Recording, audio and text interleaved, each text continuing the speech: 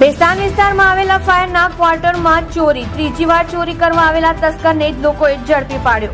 ફાયરની T શર્ટમાં ચોરી કરતો હતો ચોર, ચોરને લોકો દ્વારા માર મારવામાં આવ્યો। પોલીસ આવે ત્યાં સુધી ચોરને દોરીથી થાંભલા સાથે બાંધ્યો। લોકોએ 100 નંબર પર કોલ કરીને ચોરને બેસ્તાન પોલીસને સોંપ્યો। તમે જોઈ રહ્યા છો ST ન્યૂઝ ચેનલ ફેઝર શેખની સાથે।